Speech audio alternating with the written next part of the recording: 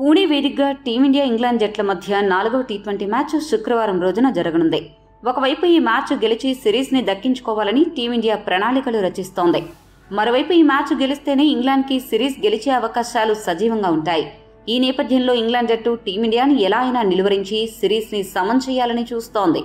ఇక ఇదే క్రమంలో టీమిండియాని అడ్డుకోవడానికి 4వ టీ20 మ్యాచ్లో ఏ ప్లాన్తో బరిలోకి దిగబోతున్నారు అనే విషయమై ఇంగ్లాండ్ జట్టు కెప్టెన్ బట్లర్ కొన్ని సంచలన వ్యాఖ్యలు చేశాడు. బట్లర్ మాట్లాడుతూ ఏమన్నాడంటే, నిజానికి ఈ సిరీస్లో మేము 2-1 ఆధిక్యంలో ఉండాల్సిన పరిస్థితి. కాకపోతే రెండో టీ20 మ్యాచ్లో తిలక్ వర్మ అసాధారణ పోరాట పటిమ కనబరిచి ఆ మ్యాచ్లో మాకు గెలుపుని దూరం చేశాడు. అతన్ని త్వరగా అవుట్ చేసుంటే మేము రెండో టీ20 కూడా గెలిచి ఉండేవాళ్లం.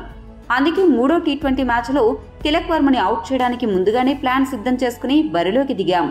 ఆడిల్ రషీద్ ఆ ప్లాన్ ని చక్కగా అమలు చేసి అతన్ని అవుట్ చేశాడు. అక్కడే మ్యాచ్ మలుపు తిరిగింది. ఇక మిగతా వికెట్లు దక్కించుకోవడానికి మాకు పెద్ద సమయం పట్టలేదు. టీమిండియా బ్యాటింగ్ ని గమనిస్తే వారు స్పిన్ ని ఆడడంలో కొంత ఇబ్బంది పడ్డం మేము గమనించాం.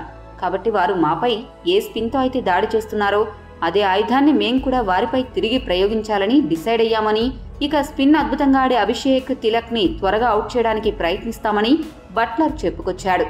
బట్లర్ మాటలను బట్టి చూస్తే 4వ టీ20లో ఆడిల్ రషీద్ కి జతగా స్పిన్ బౌలింగ్ చేయడానికి మరో స్పిన్నర్ రెహాన్ అహ్మద్ ని తుది జట్టులోకి చేర్చనున్నట్లు అర్థమవుతోంది. ఈ వీడియో మీకు నచ్చితే లైక్, షేర్, కామెంట్ చేయండి. మరిన్ని స్పోర్ట్స్ అప్డేట్స్ కోసం మా ఛానల్ ను సబ్స్క్రైబ్ చేసుకోండి.